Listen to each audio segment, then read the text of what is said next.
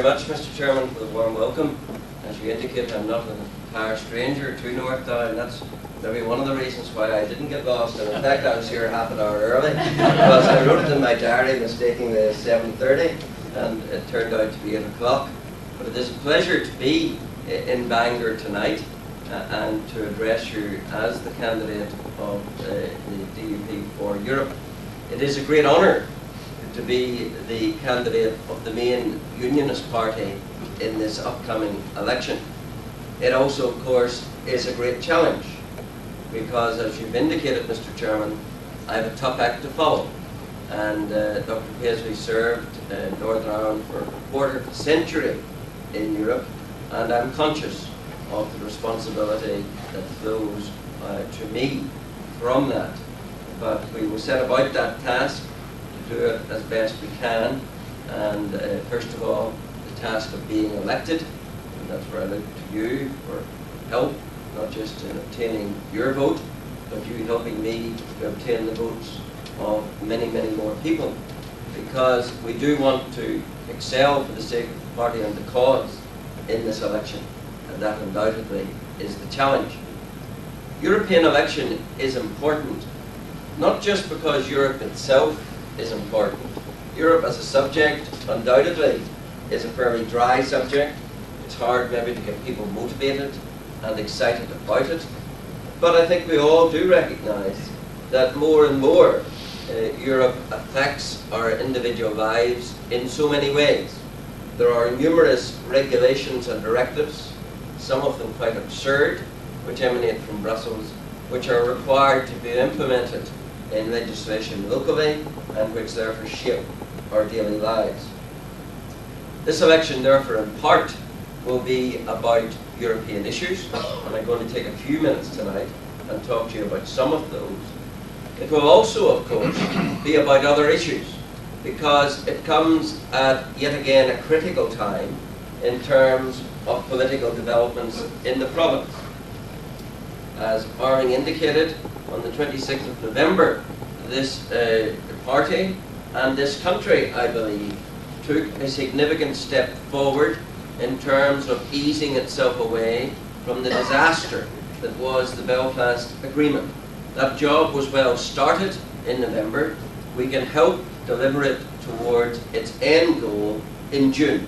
And this election, therefore, is important in reaffirming the determination of the unionist people to have a fair deal in this province and to reaffirm their support for those who take that stand.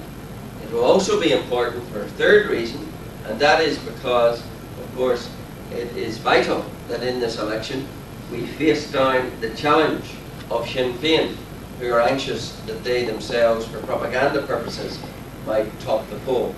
So I'm going to speak to you about the European issues. I'm going to speak to you about the impact locally on the political talks, and I'm going to speak to you about thwarting Sinn Féin in their ambition.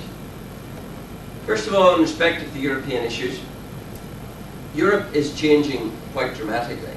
At present, it consists of 15 nations, of which we are one.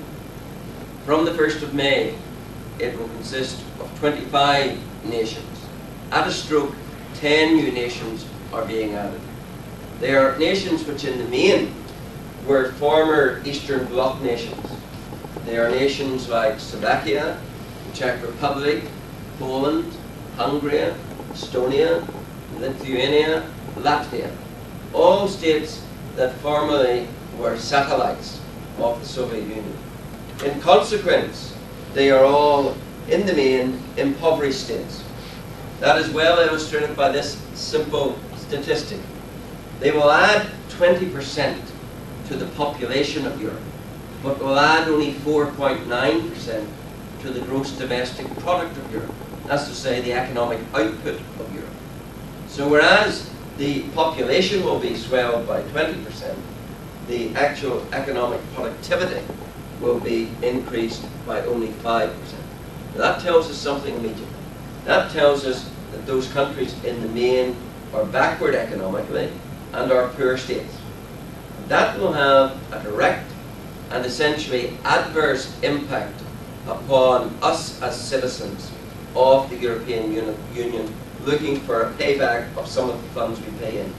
And it will have that adverse effect because it inevitably means that much of the present funding that goes to regions such as ours is now, in consequence of enlargement, going to move eastwards to those new states.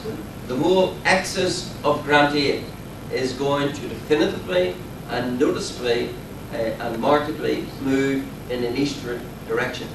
And so, as it moves eastward, there undoubtedly will be less grant aid available for what then will be seen as a much more prosperous region of the European Union, like Northern Ireland. It doesn't end there, of course, because all that grant aid has to be paid for. And who's going to pay for it but the perceived richer countries? The United Kingdom already is a significant net contributor to the European Union. That undoubtedly is going to be intensified when we now have to pay for the infrastructure redevelopment of those 10 new states. So not only do we see grants moving away from Northern Ireland eastwards, we see increased demands upon the exchequer of the United Kingdom, and therefore upon us as taxpayers to fund all of that. Put it perhaps in very simple terms, it comes to this, that enlargement of the European Union has the effect of putting your pound into Eastern Europe's pocket. That's going to be the direct consequence of enlargement. Now, my view in regard to that is shaped in a number of ways, but I'm quite clear in the view that undoubtedly the enlargement is too much at one time. Having said that, it's going to happen. We're going to have to face it. But it does come to this, that the job of an MEP from somewhere like Northern Ireland to now deliver for Northern Ireland is going to be that bit tougher. It's now going to be a tough, it always was a tough task, it's now going to be a much tougher task to deliver. And that is the challenge that one has to face. That is the challenge that, if elected, one will face on behalf of the people of Northern Ireland. But I think it's important that one understands the context that the job has to be done within. There are other major issues of a European nature. There's the whole issue of the new constitution, and undoubtedly there is afoot a drive, as there has been now for a generation, to a centralised power in Europe, to create what might be called the super-state of Europe. That is something in which I do not believe. I have a very clear view of Europe, and it is this, that whereas there is an abundance of room for cooperation between nation states in Europe, there is no room for a coalescing to create a great conglomerate of Europe. In other words, one believes in a Europe of nations, not in a nation of Europe. And that will be an issue that will be increasingly involved. There also is the whole issue of the European currency. As you know, we have not joined the Central European currency. I believe that is the right decision, and I believe it's the right decision for these reasons. That central to any state's capacity to control its own economy, to shape its own economic future, is the capacity to control its own currency and therefore its own interest rates. Once you hand that away to something like the European Central Bank, the setting of interest rates, shaping of economic development becomes something driven by the concerns of all within that combine, and therefore are no longer the concerns solely of your own nation. And therefore you have economies driven by the conglomerate needs of Germany and France and of these new eastern countries which are joining the currency, instead of an economy driven by the local needs and demands. And that is why, for example, that in the south of Ireland, which joined the Euro zone, they have seen runaway prices, and they have handed over to the European Central Bank effective economic control. And therefore an issue as it arises, to which my voice will be raised, is that of believing that we should keep keep the pound and keep our economic control within the province of our own nation. Those are some of the European issues, and there are many, many more, but that's probably enough without being wearisome to deal with. Let me deal then with the impact of this election upon the local political scene. Undoubtedly, the job that was started on the 26th of November by the ousting of those who were insistent upon foisting the Belfast Agreement upon us, that job has yet to be completed. This election will afford a useful and essential opportunity to carry that process forward. I've no doubt there are many still licking their wounds who are craning to see if this election will bring any diminution in the resolve of the Union's community as far as rejecting the Belfast Agreement is concerned. Because they are out there hoping and praying that they can resuscitate the corpse that is the Belfast Agreement. Well, in this election, we have to demonstrate that any hope they have in that regard is faint and forlorn hope. It isn't going to happen. We're not going back to unaccountable government where terrorists and the advocates of terrorists and the affiliates of terrorists are at the heart of government. That is not going to happen. Arlene touched upon it, and I make it very plain as far as I'm concerned. If the choice ultimate in this province, if after all the negotiation is done, and if the only type of devolution that this province can have, I don't believe this will be the situation, but if it is, the only type of devolution we can have is the devolution that puts Martin McGuinness, on reconstructed terrorist, in charge of the education of your children and mine at the heart of government, then I don't want it.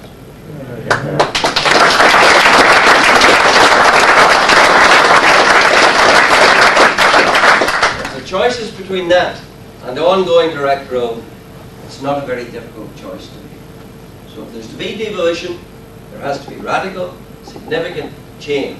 We have the right to demand that radical and significant change. Because one of the premises trumpeted about the Belfast Agreement was that it required the consent of the majority of both communities.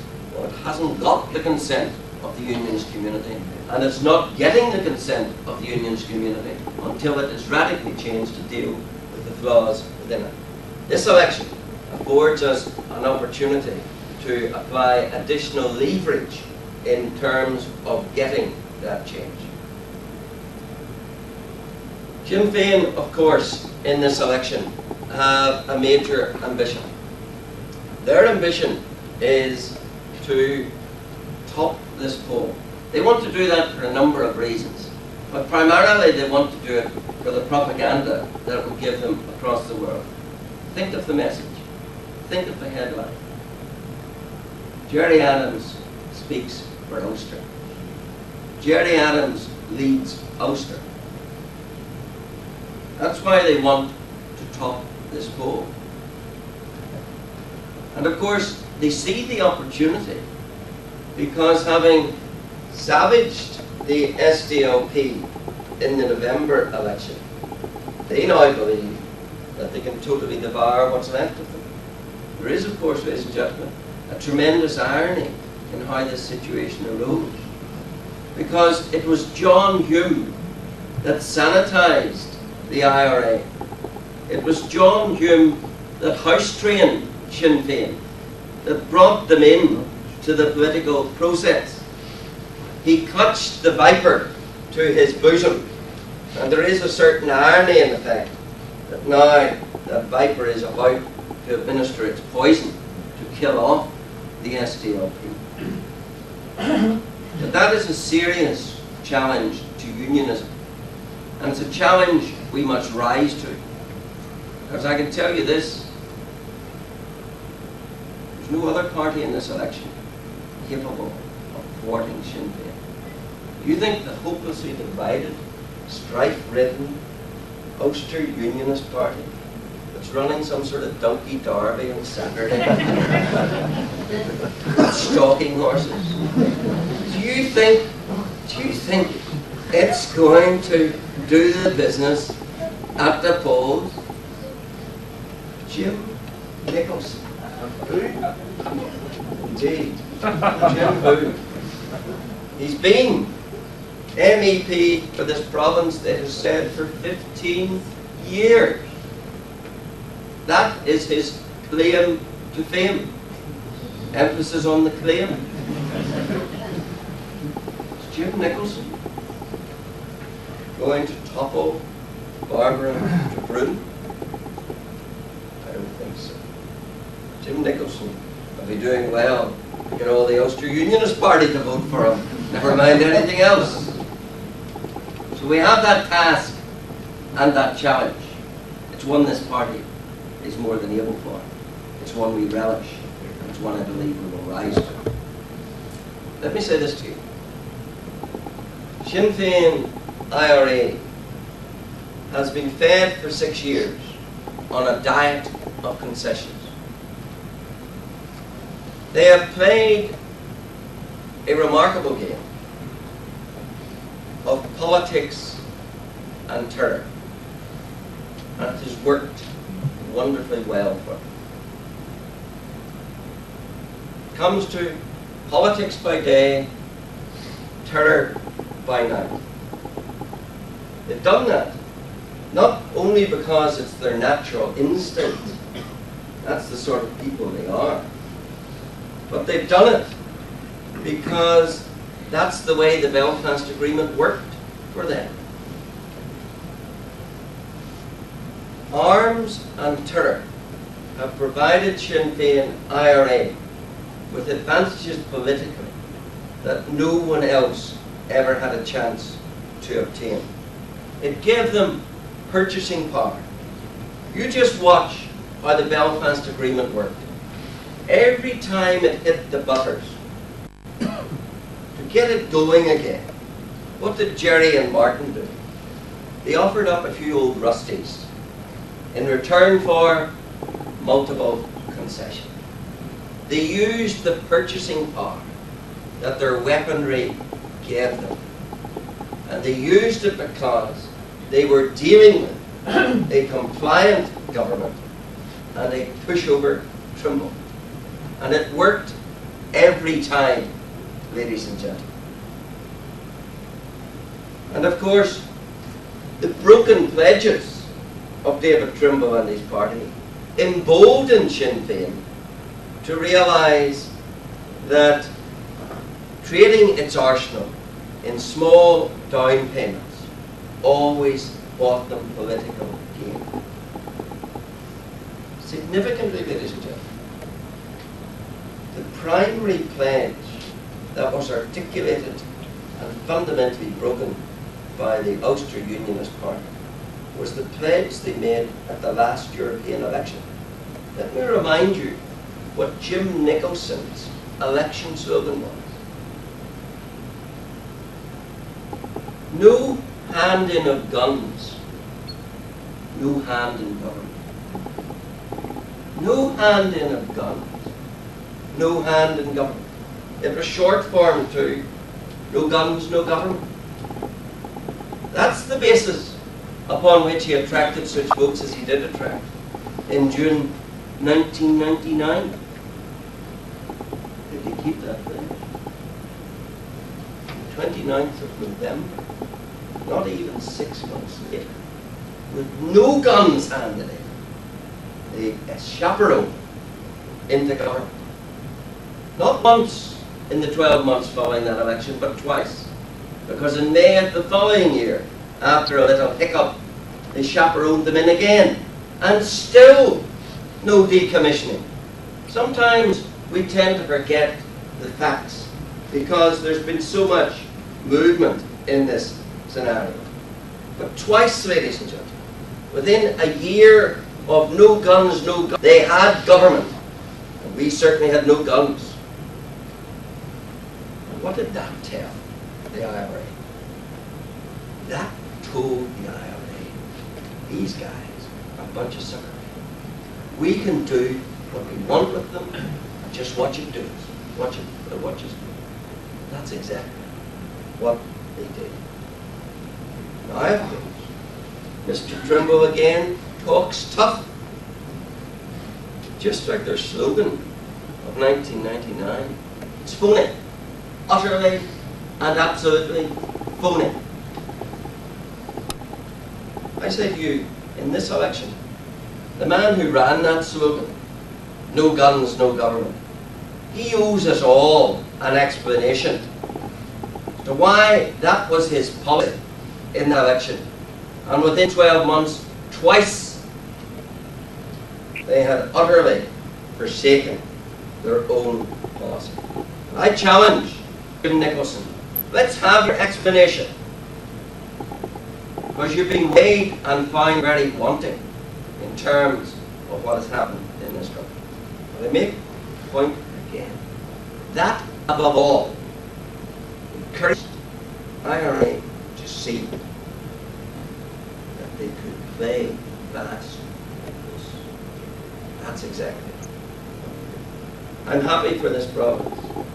The pledge breakers are now yesterday's men.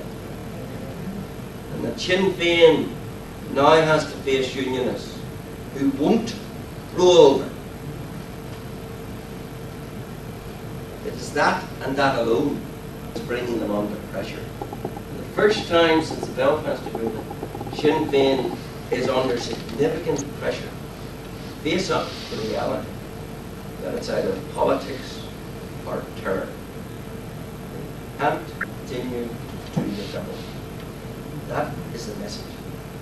And the reason that message will get home is because they're going to be faced with the choice. And they'll be faced with it sooner with a Prime Minister who was able to act and not just talk. When they're faced with the choice that there's a political process that is going to move on without them unless they're prepared to give up the terror. That would bring the greatest imaginable pressure upon Sinn Féin. It has to be said, and it has to be meant. It's meant as far as this party is concerned. And the sooner it is meant by the government, the sooner we stand the possibility of seeing progress in this province. So those, ladies and gentlemen, are some of the issues that arise from in the European election. And I think you will see that in consequence, this is therefore an important election. And I want to implore you, many of you, I'm sure, political activists with an interest in politics, to take this election upon your heart and to get out there and to motivate people. Because European issues of themselves do not cause a great deal of excitement. We have to show that there are important issues for Europe, but there are very big issues as far as the future of this province is concerned. And that the way to give your vote some purchase is to vote for the Democratic Unionist Party on June the 10th. I trust that I can then come back to Bangor, and I'll be back before that. We'll have the battle bus, I've no doubt, down the market and elsewhere long before that. But I look forward to the day when I come back and can thank the good people of Bangor for a vote that has indeed excelled and done our party proud. And I trust that that will indeed be the outcome of June. I thank you very much.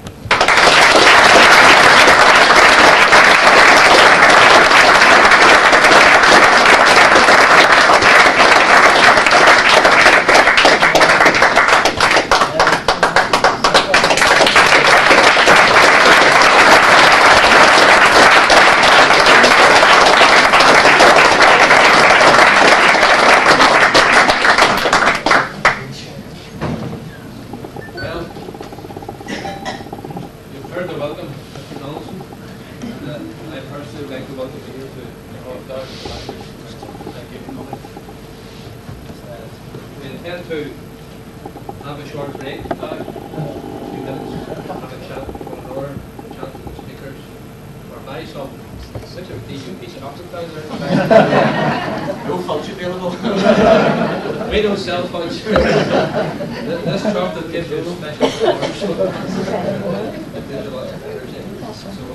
we'll just have a break for 3 minutes.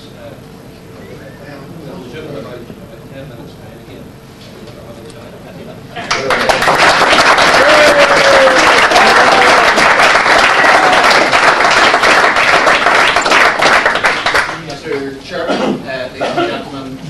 friends. I'm delighted to be here tonight in this magnificent new setting. I'm honoured to be part of such a distinguished panel. And I'd like to welcome Jim, Jeffrey and Arlie to my hometown of Bangor.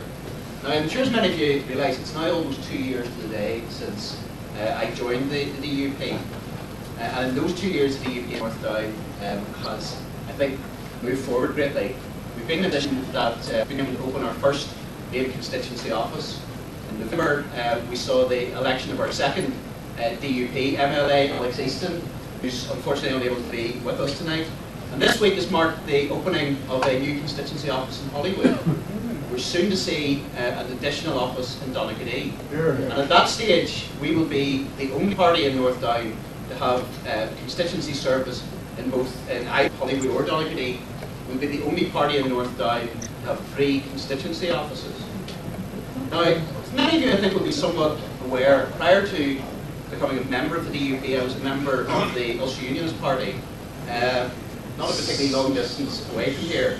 And I'm delighted to see, I think, some familiar faces from those days. I'm not embarrassed by dropping in names, although I see sort of Ellie at the back is quite keen to be named. But one of the most frequent questions that I get asked since moving from the Ulster Unionist to the DUP is, what do you see as the main differences between the two parties? And I think there are 3 differences. First of all, I think that within the DUP there's a spirit of unity and a completely different atmosphere within that party. There's a unity of purpose, there's a unity of principle, a unity of policy. There's a unity in seeing republicanism not as a potential coalition partner, but seeing republicanism as the enemy. There's a unity in wanting to deliver the best for our people in Northern Ireland. And there is an atmosphere which in many ways is less of a political party, more of an extended family. Now, I have to say, whenever I first joined the DUP, I got a bit of a culture shock. Because, you know, I showed up at a meeting, I would give my spiel, and I was then sort of paused waiting for the arguments to occur. And then, mysteriously, I found people nodding and agreeing, and generally speaking, coming from the same direction as me, because I have to say, at times whenever I was in the Ulster Unionists, you would look around the room, you'd work out who the people that would support you,